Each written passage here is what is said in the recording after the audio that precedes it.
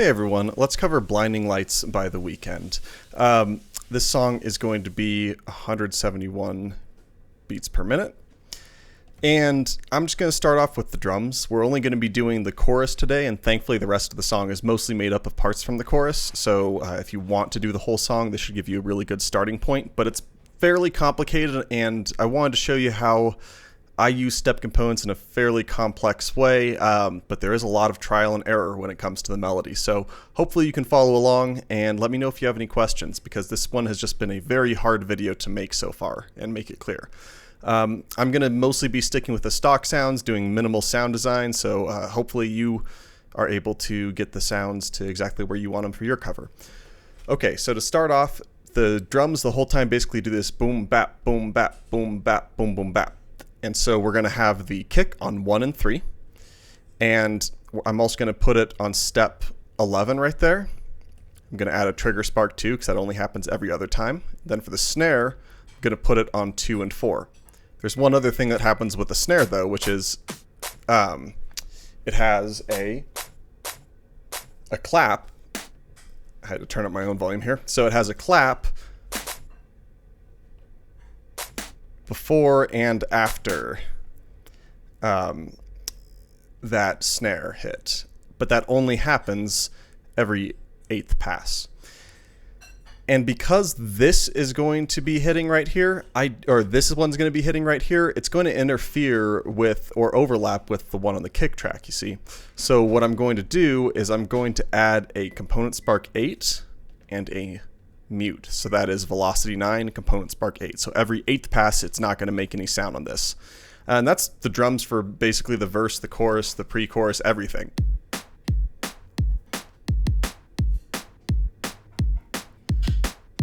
For the chorus, there is a hi-hat. Oh, here we go with it. For the chorus, there is a hi-hat, so I'm just going to go ahead and add that every 8th note. So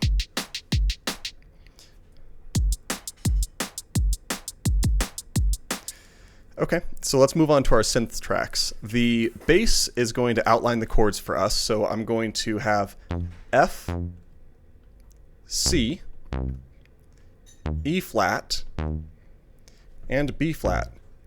This was getting faster every single take, so I'm going to hold down track shift and select 8 for my step length. And this is going to give us the basics here. I'm going to do a bit of sound design as I listen through this time.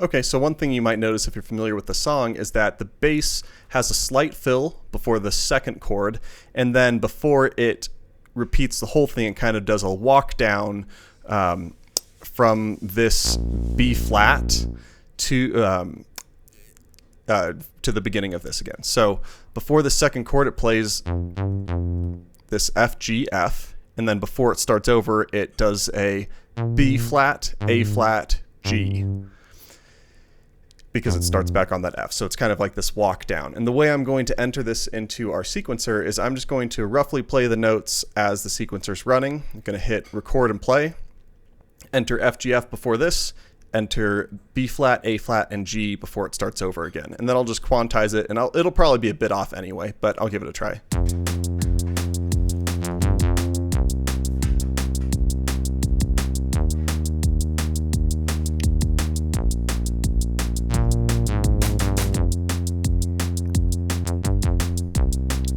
Okay, so that sounds close enough to me. Might do a bit of quantizing, but not much. Okay, so now we've got our drums and our bass. Let's add in, there's kind of like a pad that happens in the chorus, and it just follows the chord tones. So I'm going to change my step length to 8. And right here, I'm going to add in F, C, F, and I'll just make it the full length. Right here, I'll add in C, G, C. Make that the full length there. Here I'm going to enter in E flat, B flat, E flat. Then here I'm going to do B flat, F, B flat.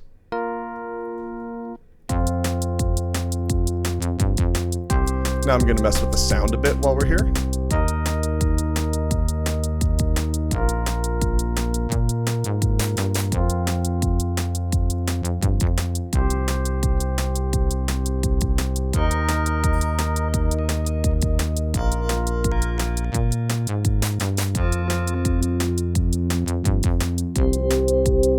That's kind of cool, so I'll bring it back to there.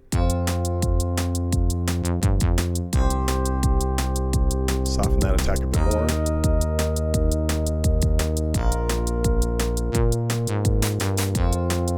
Okay, so now we've got our those chords. Now we just have that lead, and this is where it gets a bit complicated. You could, in theory, maybe go to one of these tracks, like you could probably even do it on the lead track, just record it in, but I love step components, so let's go ahead and give it a try with that. That's how I figured out this song to begin with. So the first thing I noticed is that it does this AABB type of thing. So I'm going to enter in the notes that'll be playing in this A section first, and I'll just do it one at a time.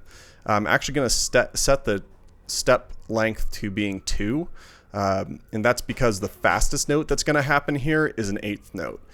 And I'm going to use pulse holds for the notes that are held for longer.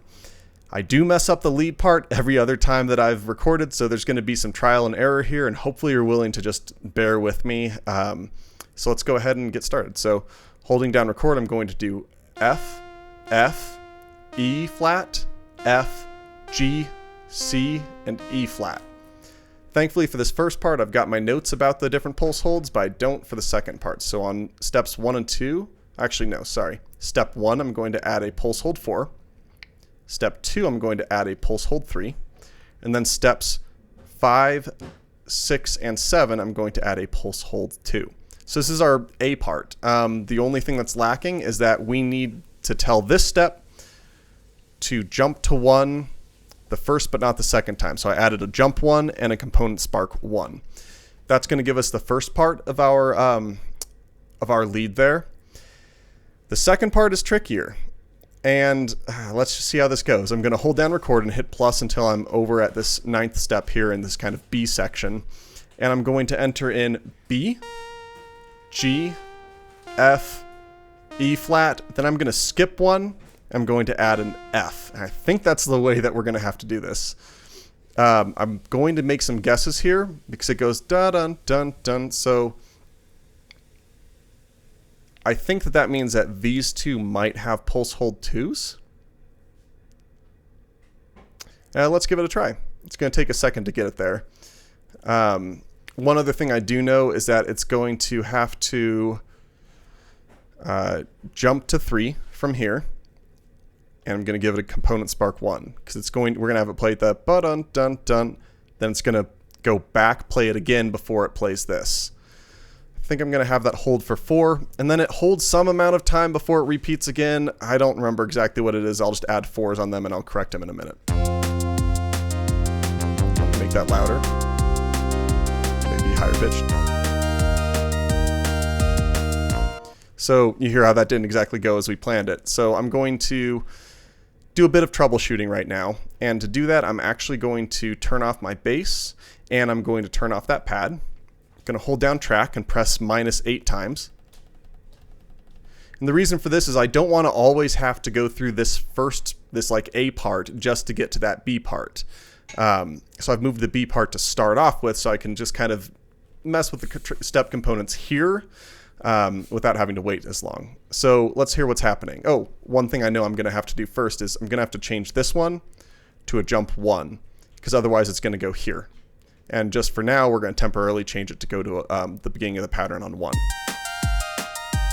So it sounds like we needed this to be maybe held. Let's try holding it for 2.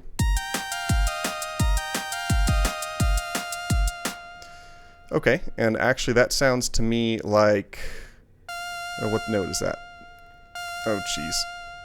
Let's figure this out. Oops. Oh, so that's an F. Okay, so what I'm going to do here is have it be an F, and I'm going to put a trigger spark 2, so it's only going to play that F every other time. The only downside here is I do want to keep that step component 4 because I think that might be right, and so I'm going to just hold down that step and hit that note twice, Now it keeps the step component but gets rid of the trigger on that step. So let's hear what it sounds like. Not great.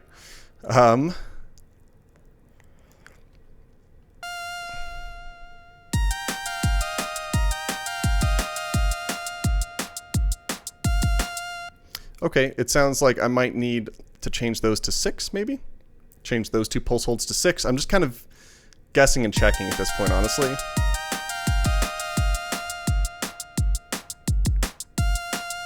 So that sounds about right. So at this point, I'm going to hold track, plus, plus, plus, plus, plus, plus, plus, plus. Now I have to go back here and make sure that that jump is going to 3 instead of 1. And then I'm going to have to go back and unmute my bass and that pad. And this might be what we end up with. I'll talk about how you'd make the rest of the song from here, but let's just do one playthrough before we get there.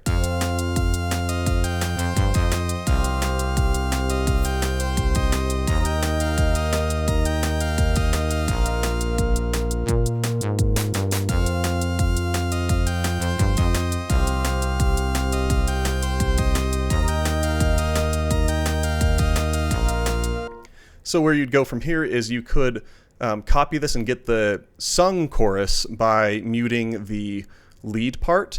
And I think it also might mute the hi-hats during that part. I'm not sure. There's also a bunch of times where the hi-hats drop out, and you can sequence that a number of different ways if you wanted to stay really true to the song. There's also an intro that's kind of like a pad before the drums come in. There is a pre-chorus that's made up of a lot of the same stuff as the verse. And the verse is almost the same as the chorus, except it doesn't have this lead, it doesn't have that hi-hat, and the bass just sounds just a little bit different, just kind of a different tone, and the filter, I think, kind of is automated throughout. So you could take this and kind of use it as a template for most of the rest of the song. I think you could get pretty far.